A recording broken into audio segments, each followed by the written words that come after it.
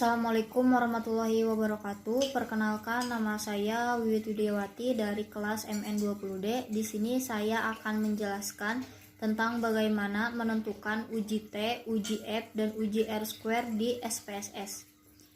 Di sini saya akan mengulas kembali tentang apa yang sudah saya kerjakan di minggu-minggu lalu, lebih tepatnya di minggu ke-10, tugas sesi 10 di statistik.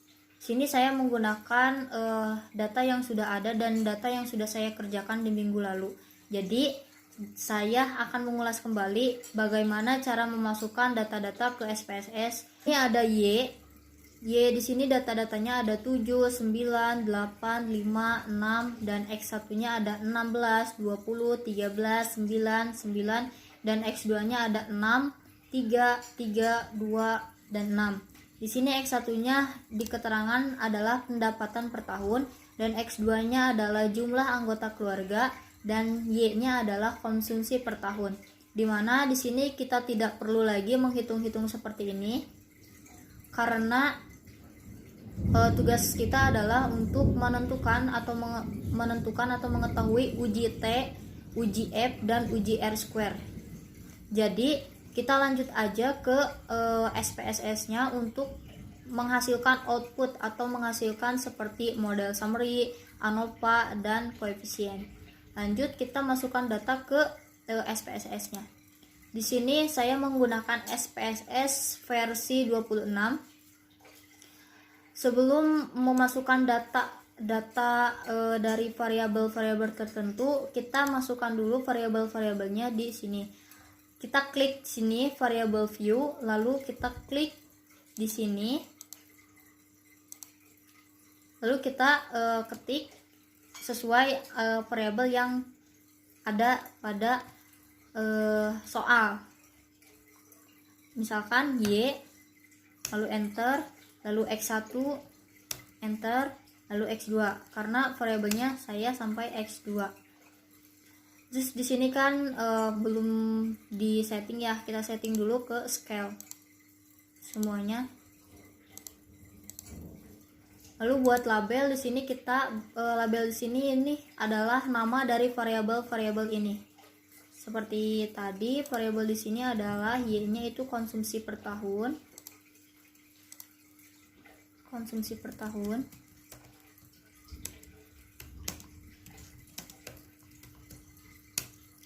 Lalu X1-nya pendapatan per tahun.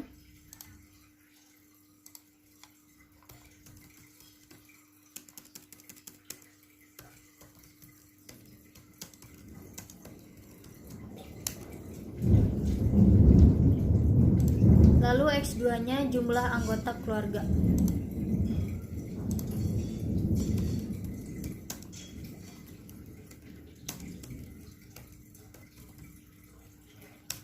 Untuk yang lain-lainnya seperti ini dan ini tidak usah diganti. Langsung saja kita masukkan data-data yang tertera. Seperti yang sudah saya sebutkan tadi, seperti Y misalkan berapa. Kita masukkan ke data view. Kita klik data view. Di sini sudah ada nih Y, X1, X2. Tinggal kita masukkan data-datanya. Kita masukkan data-datanya.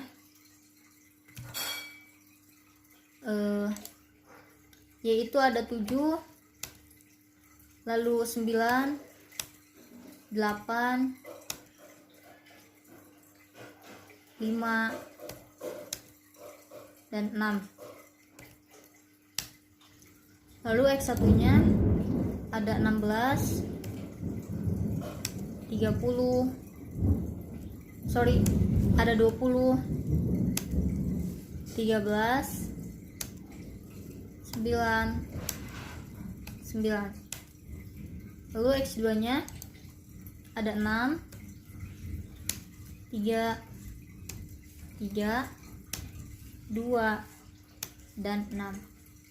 Di sini kenapa ada 000 di belakangnya? Di sini ini desimal aja ya, nggak apa-apa. Lalu setelah itu kita ke analis. Kita klik analis, lalu kita cari regression. Sudah itu kita ke linear.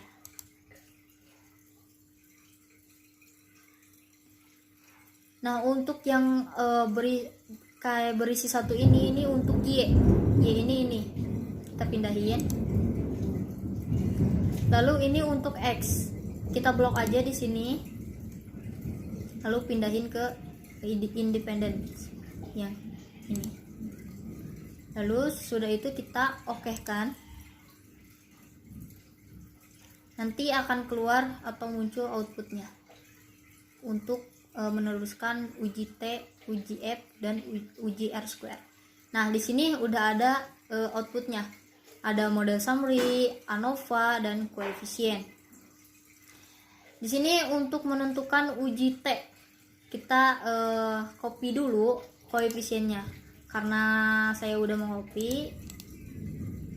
Ini sama seperti yang di sini.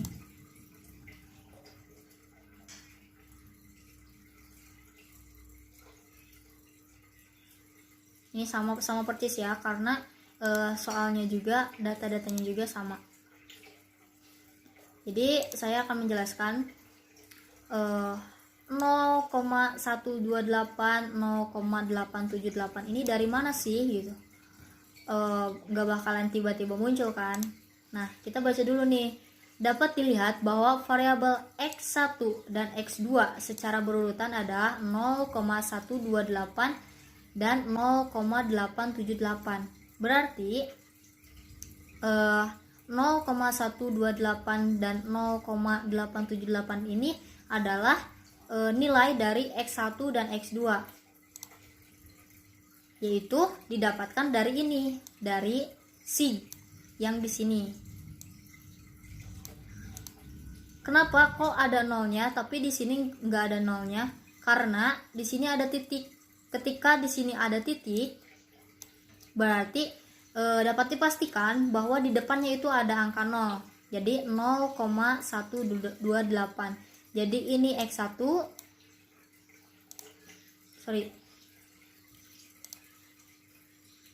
Jadi ini adalah X1 dan ini adalah X2. Lalu ini adalah Y. Jika tidak ada titik seperti ini, tapi seperti ini, tidak usah memakai angka 0 di depannya, karena titiknya sudah ada nih. Di depan titiknya sudah ada angka 1. Jadi kita tulis aja 1,630 gitu. Sudah itu kita udah uji T, lalu kita uji R². Uji R² di sini menggunakan model summary. Ini sama ya, model summary-nya, karena kita menggunakan data yang sama dari tugas sebelumnya gitu. Ini kita tinggal copy aja, kalau yang belum itu, terus kita pastekan di sini. Tapi di sini saya udah memastikan ya, dan nilainya juga sama. Saya akan menjelaskan saja bagaimana nih mengetahui nilai-nilainya gitu. Di sini menunjukkan tingkat hubungan antar variabel, yaitu 0,873. Ini dari mana sih? Ini dari R yang ini, titik 873. Seperti biasa, ketika ada titik, berarti di awalnya itu adalah, atau di depannya itu ada angka 0, jadi 0,873. Lalu kita ubah menjadi persen, jadi menjadi 87,3%. Lanjut lagi, jadi R² atau koefisien determinasi memiliki arti 0,523. 0,523 ini berasal dari mana? Dari adjust R². Di sini saya menggunakan yang adjust R² karena pada pertemuan-pertemuan sebelumnya dosen statistik yaitu Bapak Samsul Fahmi juga menggunakan ini, jadi saya mengikuti beliau gitu. Lalu seperti biasa kita ubah ke persen menjadi 52,3%. Kesimpulannya adalah berdasarkan hasil pengujian koefisien si determinasi didapatkan nilai koefisiennya 0,523 atau kita ubah menjadi persen, yaitu 52,3%. Nah, hal ini menunjukkan bahwa pengaruh variabel X terhadap variabel Y adalah sebesar 52,3%. Sedangkan sisanya 47,7% dipengaruhi oleh faktor lain yang tidak diikutsertakan. 47,7% ini dari mana sih gitu?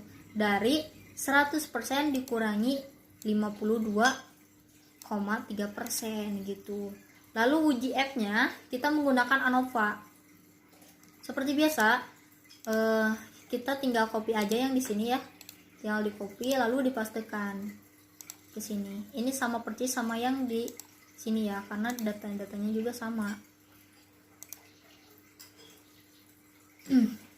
Uji F dapat disimpulkan bahwa secara simultan atau bersama-sama variabel konstanta dan variabel X, di sini disingkat aja ya X, tapi boleh di dalam kurungnya diperjelas lagi X1 dan X2, memiliki pengaruh yang signifikan terhadap variabel Y seperti yang ditunjukkan pada tabel ANOVA. Terdapat nilai C pada tingkat kepercayaan 95% adalah 0,239. 0,239 itu dari mana sih? Dari sini, dari C. Karena ada titik di situ, berarti kita tambahkan 0 di depannya.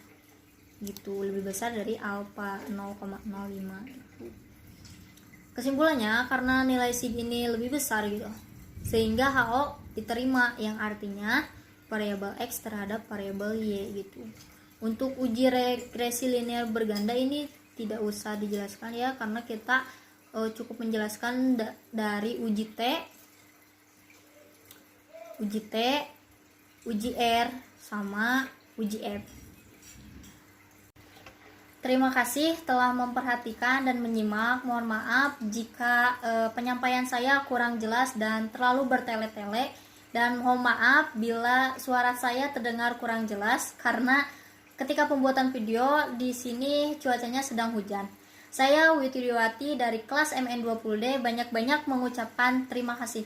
Wassalamualaikum warahmatullahi wabarakatuh.